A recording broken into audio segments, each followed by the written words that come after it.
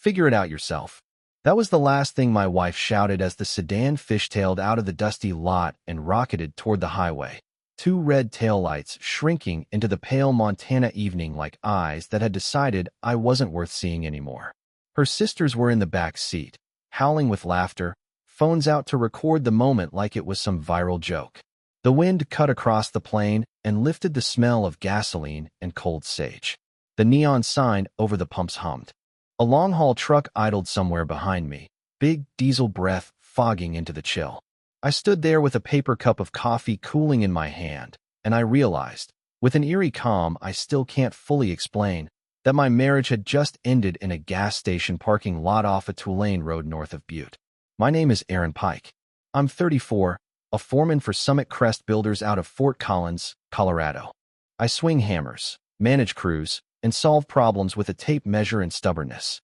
I married Sierra when I was 26 and convinced that love meant absorbing every impact so the other person never had to feel it. Her sisters, Brooke and Kayla, were part of the package, loud, inseparable, convinced they knew better than everyone else. I'd learned to smile at their jabs, to swallow the sting when they turned family dinners into a roast at my expense, to watch Sierra roll her eyes and say, "They're just kidding, Aaron. You know how sisters are." I didn't know.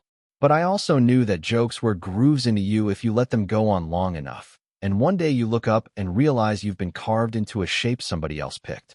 We were 200 miles from home when the prank, if you can call a public abandonment a prank, happened. The trip had been Sierra's idea. "Let's be spontaneous," she said. "My cousin's getting married near Helena. We can turn it into a long weekend. Take the scenic route. Make memories."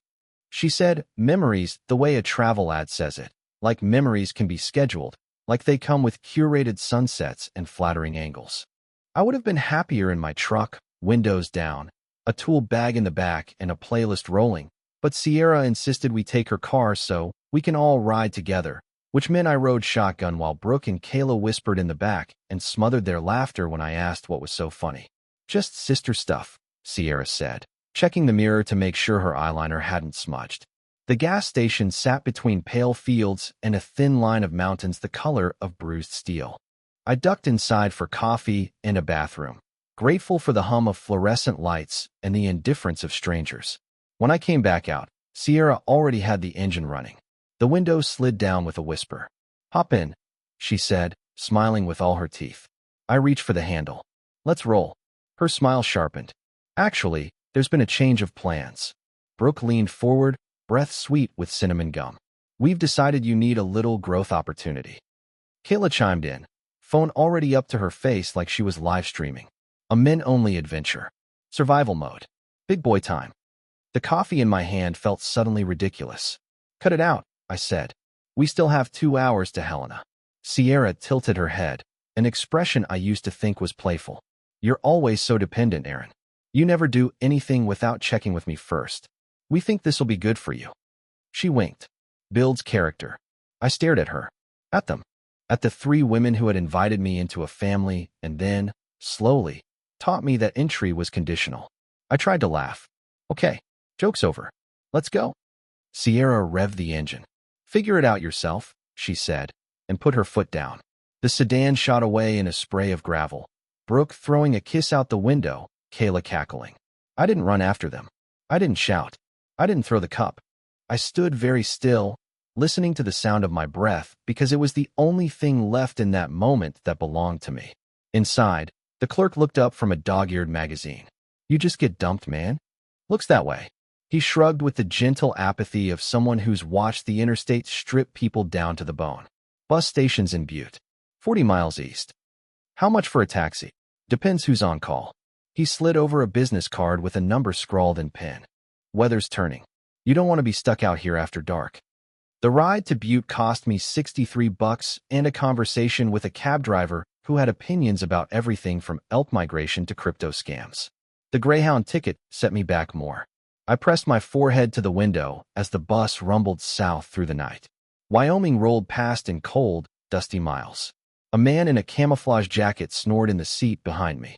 A kid in a hoodie played a game on his phone with the sound off, eyes flicking and tapping like he was erasing the world 1 pixel at a time. I kept waiting for my phone to light up with an apology, a panicked, "Where are you?" Some sign that Sierra had realized what she'd done. Instead, at 11:54 p.m., I got a text. "Don't be dramatic. We'll see you at home." "No, I'm sorry." "No, are you okay?" Just that. Drama. As if humiliation is a costume you put on and take off. Somewhere outside Casper, the bus pulled into a station lit like a surgery. I stepped off to stretch my legs. It smelled like fryer oil and old mop water. I stood under a yellow light and stared at the crack in the sidewalk where grass insisted on living anyway, and something inside me settled. They hadn't left me to teach me anything. They'd left me because hurting me amused them. That realization didn't break me. It explained me. I got into Denver mid-morning, caught a cab to the house Sierra and I rented on the edge of town. Her car wasn't there. I unlocked the door to quiet rooms washed in pale winter light and set my bag down like it might explode. In the kitchen, the magnetized whiteboard still had her grocery list on it. Almond milk, chia seeds, potting soil. On the counter, the mail was stacked in 2 piles the way Sierra liked it. Urgent and later. I picked up my phone, opened our thread, and typed, "Home safe." 3 dots blinked. Then, "Good. We'll be back late tonight. Please don't make this weird." Please don't make this weird.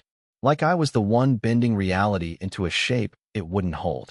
I carried my bag upstairs and paused in the doorway of our bedroom. The duvet was smooth. The curtains were half drawn the way Sierra preferred, so the room felt like a curated sunset. On the dresser sat her laptop, lid closed but humming faintly. I didn't intend to open it. I really didn't. But I saw the corner of a Post-it under the lid, just enough to make me curious in that itchy way you can't shake. I lifted the screen. The machine woke. The browser was open. Her messages were right there on the desktop web app, a parade of bubbles bouncing with private jokes, and "Can you even S" and "OMGS." I told myself to close it. I told myself that snooping was crossing a line, and that if I crossed it, I had to be prepared to live with what I found. I crossed it anyway. The group chat was called Carter Coven. Their joke, not mine. Brooke's name was at the top, followed by Kayla, followed by Sierra. I scrolled. Months of conversation. Photos. Screenshots. Audio notes. Little digital ticks of affection for each other I'd never begrudge anyone, except that the warmth often turned cold when it pointed at me. Brooke, he's such a dad. It's like dating a calendar. Kayla, he asked if we needed snacks for the road. Snacks? Who even is he? Sierra, he means well. He just needs a nudge. Brooke, or a cliff. Kidding. Mostly. I kept scrolling. Plans for the Montana trip emerged in threads like scaffolding, piece by piece. Dates, routes, budgets. And then, the part that made my hand go cold, a subthread labeled Project Growth. Brooke, okay, hear me out. We ditch him at a gas station and see how he fares. Kayla, yes. Please. He'll be fine. He's a grown man. Sierra, you two are monsters. Brooke, takes one to love one. Come on, you said he's clingy. Sierra, I didn't say clingy. I said predictable. Kayla, same diff. Let him problem solve for once. Sierra, fine. But we do it somewhere safe adjacent. Brooke, safety queen. We love to see it. They'd choreograph the lines. Figure it out yourself. Growth opportunity. Survival mode. It wasn't impulsive cruelty. It was rehearsed. I closed the laptop softly. I didn't cry. I didn't throw it. I went downstairs, poured a glass of water, and stared at the refrigerator magnet shaped like a red chili pepper that Sierra's aunt had given us as a housewarming gift. It said "Spice it up" in goofy letters. I'd always hated that magnet. I packed a bag. Shirts. Jeans. Work boots. The old hoodie my late grandfather gave me when I was 16, frayed at the cuffs, warmer than it had any right to be.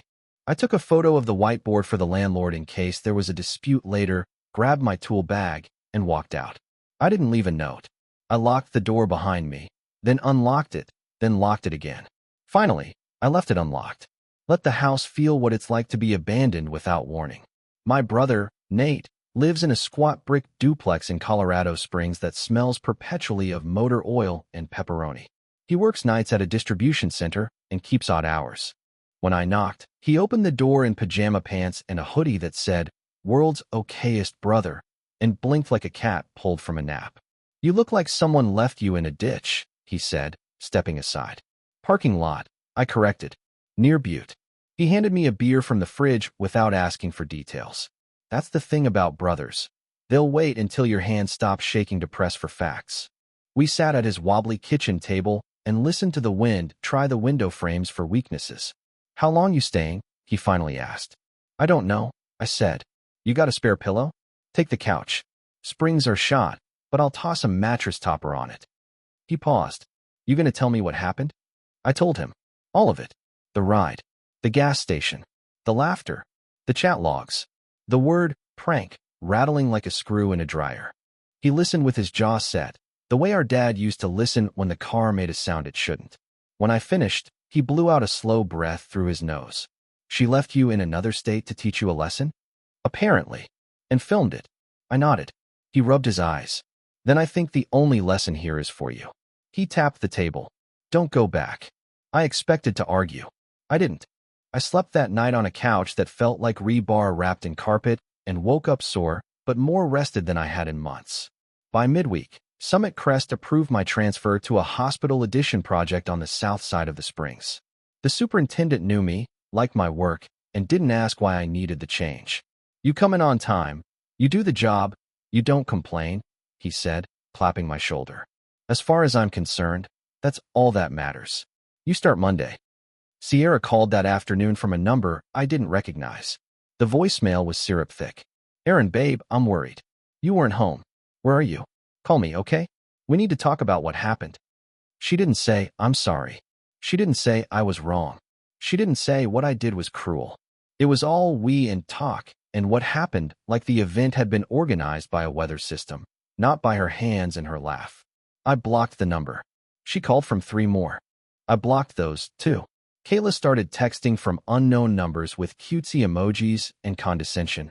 Ugh, are you really mad? It was a joke. Come on. Brooke's tone was sharper. You're making this bigger than it is. Grow up. On Thursday, Sierra parked across from Nate's duplex and waited in her idling car until he came home from a night shift. He came up the stairs and stuck his head in the door. She's outside. I met her in the lobby. The air smelled like detergent and old carpet. She rushed toward me, arms open. Don't, I said. She stopped, the mask slipping for a breath before it settled again. You scared me disappearing like that. You abandoned me 2 states away, I said. Scared isn't a word you get to use. Her mouth tightened. It was a prank. We were going to loop back if you couldn't handle it. You recorded it. It was funny, she snapped, then caught herself. I mean, it was supposed to be. Supposed to be for whom? She spread her hands, palms up, like a magician displaying the absence of a rabbit. You've changed, Aaron. You don't laugh anymore. You do the same things every day. You never say yes to anything spontaneous. I thought, maybe this would show you can handle life without me directing every second. I was trying to help. You don't get to call cruelty help, I said. Her brows rose, like she couldn't believe I'd used that word. Cruelty. You're being dramatic. And you're being predictable, I said, and something about that must have landed because she flinched. I'm not coming back. You can't just throw away 8 years because your feelings were hurt. Watch me. I turned and walked toward the stairwell. She followed, words tumbling. The therapist she'd found, the boundaries we could set, the temporary separation we could use like spackle over a wall that had already collapsed. The elevator doors slid shut on her mid-sentence. I leaned my head against cool metal and let the hum of the gears drown out my heartbeat. I found a studio apartment on the south end of the city with a view of a brick wall and a slice of sky that glowed pink at dawn like a shy kind of hope. The floors were scratched. The shower handle squeaked. The oven ran hot by 25 degrees. I loved it. It was small enough that I could clean it in an hour and quiet enough that I could hear myself think. I bought a second-hand sofa, a bed frame that didn't match the dresser, and a plant I named Maybe. Maybe it would live. Maybe I would, too. Work steadied me. I showed up early and left tired, the good kind of tired that has sawdust in it. I took pride in lines that were level, in beams that didn't bow, in the way a wall stands when you measure twice and cut once. My crew was a band of misfits and pros, a welder who wrote poetry during breaks, a carpenter who swore the building spoke to him if he listened hard enough, a kid fresh out of trade school whose hands shook when he first held the nail gun. I taught him the rhythm. Press, breathe, squeeze, until the trembles settled into competence. Teaching felt good. Being useful felt good. Sierra didn't stop. She pivoted tactics, reframed the story. She went to my mother and told her I was having an episode. "He's not himself," she said through crocodile tears. "He took off after a trip and won't answer my calls. I'm so worried." Mom called me, voice loaded with concern. "Honey, please tell me what's going on." "We're separating," I said. "Why?" She said the word like it was fragile and holy. I looked at the slice of sky over my fire escape and tried to figure out how to translate the experience of being laughed at by 3 people you've eaten Christmas dinner with. "We're just not good together." "That doesn't sound like my boy." "It sounds exactly like him," I said softly. "He's just learning to say it out loud." I hired a lawyer named Malaya Tran who wore sensible shoes and had a way of asking questions that made you want to tell the truth. "Colorado's no fault," she said, sliding a legal pad toward me. "You don't have to prove cruelty. But patterns of harassment matter for restraining orders and, sometimes, for leverage and settlement. Do you have documentation?" I handed her a folder thick with printed screenshots, call logs, and photos from Sierra's public social media. In one, posted the night I rode the Greyhound, Sierra and her sister's raised shot glasses captioned Freedom Weekend. Kayla wore my Broncos cap, the one I'd left in the car when I went in to buy coffee. Malaya flipped through the pages, her mouth flattening. "They put it online. They wanted applause. They'll get consequences," she said. "But I need you to do something for me, Aaron. No contact. Don't reply to texts. Don't pick up calls. If she shows up at your job, you call security. If she shows up here, you call the police. You don't need to narrate your pain to the person causing it." I nodded. It sounded simple and impossible. Sierra's lawyer filed first, painting me as unstable and impulsive, claiming abandonment and refusal to engage in counseling. Malaya responded with documentation. The Carter Coven messages, the celebration posts, sworn statements from Nate and from my buddy Luis, who remembered Sierra calling my caution embarrassing at a barbecue and suggesting, laughing, that someone should drop him in the wilderness and see if he makes it back. Malaya also included a letter from my superintendent praising my reliability and a copy of my course registration for 2-night classes at the community college, project management and small business accounting. "He's building a life," she wrote in the cover letter, "not a defense." The court date landed on a Tuesday that smelled like coming snow. I wore the suit I'd worn on my wedding day. The sleeves were a little tighter now from years of lifting, and the tie felt like a hand at my throat, but I wanted the symbolism. I wanted to walk into that room and say, not with words but with posture, that I had honored the vows even when they became a noose, and that I was choosing, finally, to loosen it.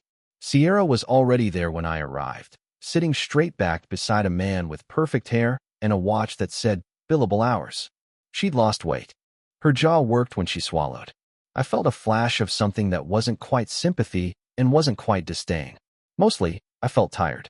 Her attorney went first, smoothing the narrative like plaster.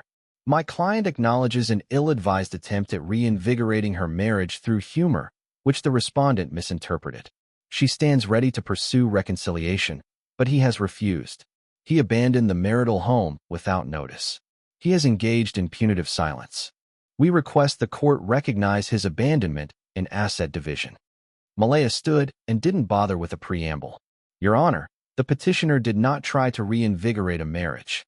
She humiliated her spouse in a public space, left him 200 miles from home without transportation, and documented her actions for online approval. She and her sisters planned this for months. I submit Exhibit A." She handed the bailiff a thick stack. The judge, an older woman with iron gray hair and a gaze like a chalk line, read. She read for a long time. The courtroom was hushed except for the rustle of paper and the occasional squeak of a chair. When she looked up, her eyes were dry flint. She turned to Sierra. "Did you write these messages?" Sierra swallowed. "Some of them." "Did you post these photos?" "Yes." "Did you abandon your husband in another state?" Sierra's attorney tried to step in. "Your Honor." The judge raised a hand. I asked the petitioner. Sierra stared at the table. "Yes." "And you thought this was funny?" Sierra's mouth opened and closed. I watched her reach for the narrative she'd always used, the one where intent excused impact, where humor made harm harmless. The judge let the silence work. Divorce granted, she said finally. No spousal support. Assets divided equitably. Orders of no harassment and no contact for 6 months. I would admonish both parties to conduct themselves with dignity, but in this case, I'm concerned dignity has already been abandoned in a parking lot somewhere in Montana. Outside, in the hallway, Sierra caught up to me with her attorney hissing no, as if he could reel her back with a word. Aaron, she said, breath catching.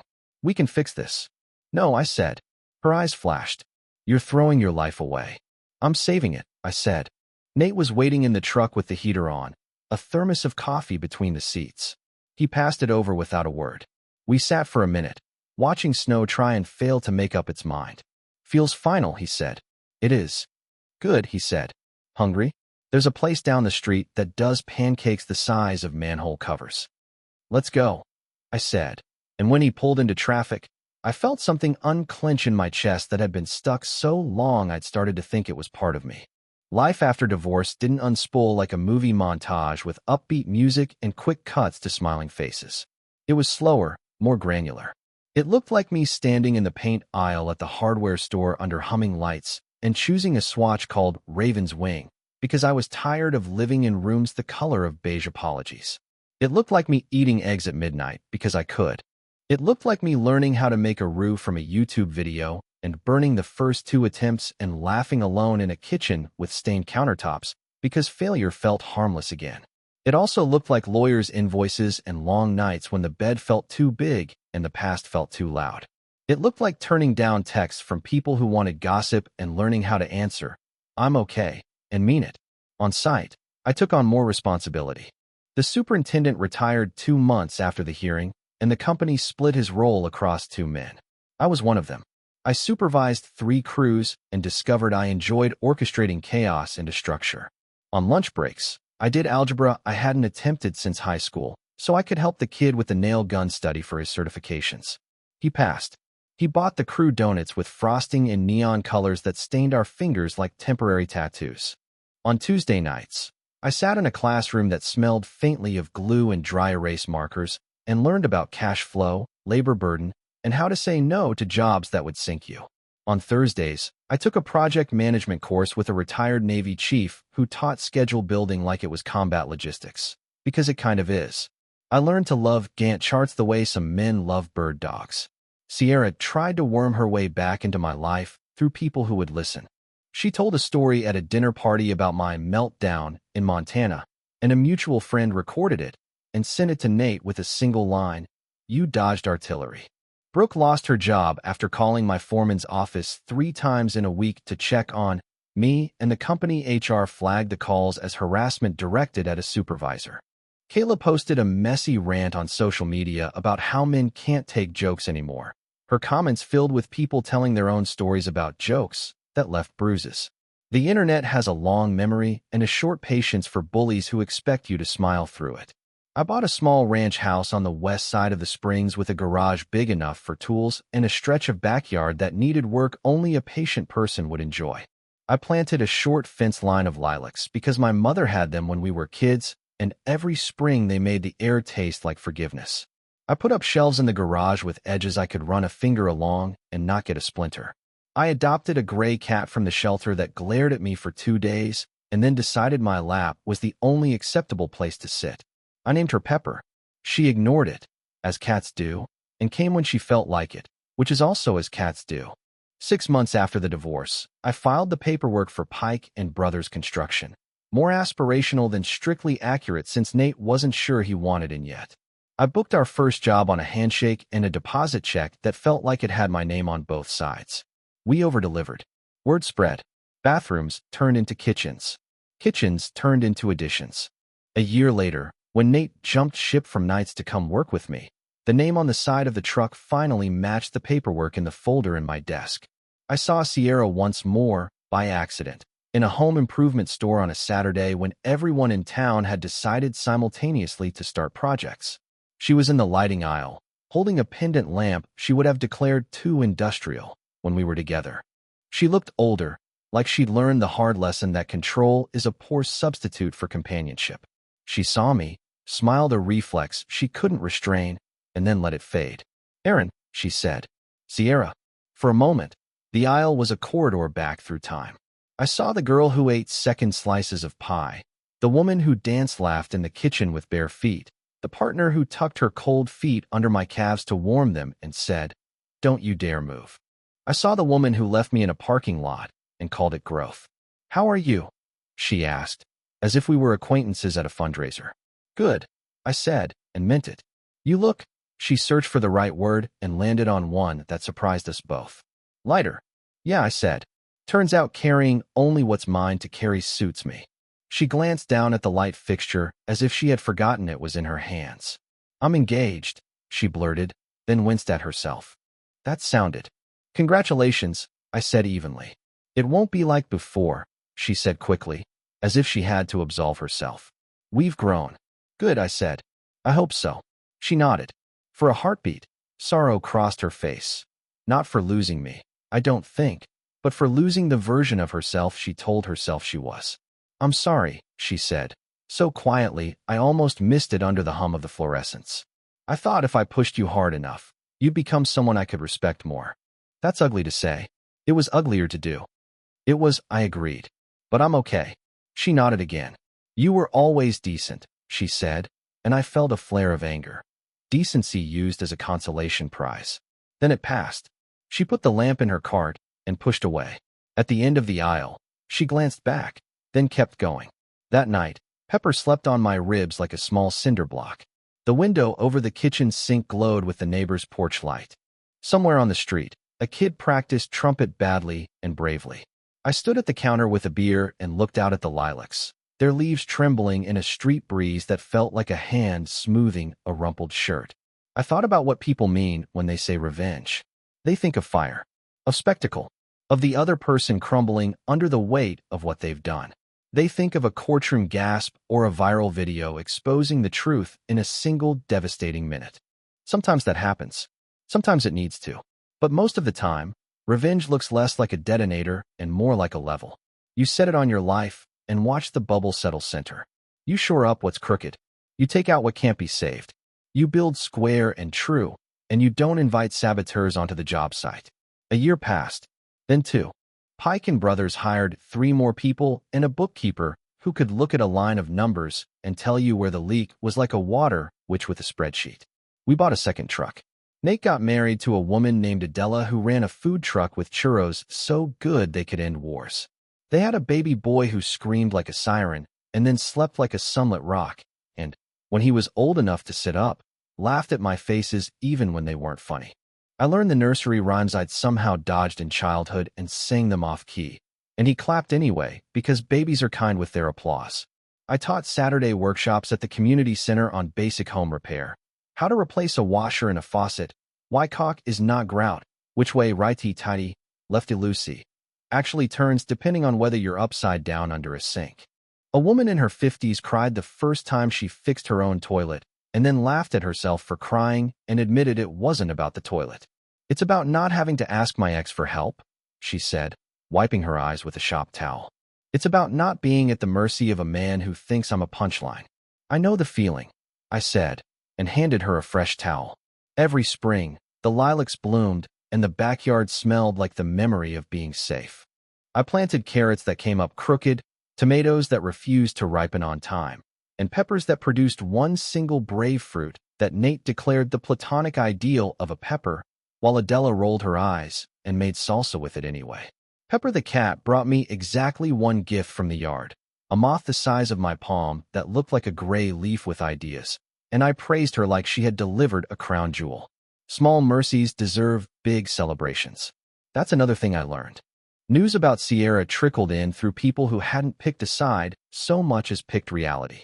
She married a colleague quickly, a man who liked his opinions loud and his women compliant. It didn't take. When their divorce went through a year later, she posted a series of quotes about rebirth and finding your truth, and then stopped posting for a while. Brooke moved to a new city, a new job, a new audience. Kayla quieted down online after a dust-up with a circle of friends who started comparing stories and decided the laughs had always been at someone's expense. I didn't cheer. I didn't gloat. I lived. On the 3rd anniversary of the day the judge said, "Divorce granted," Nate and Adela and their kid came over for burgers. We ate in the backyard on lawn chairs that had seen better summers. The kid toddled between us with a plastic hammer, smacking everything like he was quality checking the furniture. He hit my shin, and I howled theatrically. He cackled and hit me again. Adela shook her head. You are teaching him terrible things. Occupational hazard, I said. When the fireflies came out, Nate leaned back and looked up at the sky. You ever think about that day? He asked softly, as if speaking too loud might summon ghosts. The gas station. The bus. Sometimes, I said. Not the way I used to. How do you think of it now? Like a foundation pour that didn't take, I said after a moment. You can keep trying to build on it. Or you can break it up and start over. And you started over. Yeah. I watched a firefly blink near the lilacs and vanish into the leaves. Best thing I ever did. He bumped my shoulder. Happy divorce adversary, he said, lifting his beer. To starting over, I answered and clinked the bottle. Later, after they left, I stood alone in the kitchen with the window open and the night pressing and gentle and certain. I thought about the version of me who stood in a parking lot with coffee going cold in his hand, stunned by the shape of a joke. I wanted to tell him something across those miles of time. Not, you'll be okay, though he would. Not, you'll be happy, though he would be that, too. I wanted to tell him that the truest revenge he could hope for wasn't an apology dragged from someone who didn't mean it, or a courtroom victory, or even the gratifying sting of public embarrassment for people who'd earned it. The truest revenge would be this: a quiet house that held only what he loved, work that built rather than broke, a life measured not by how much hurt he could absorb, but by how much good he could make with his hands. Figure it out yourself, she'd said. So I did. And in the end, that's exactly how I won.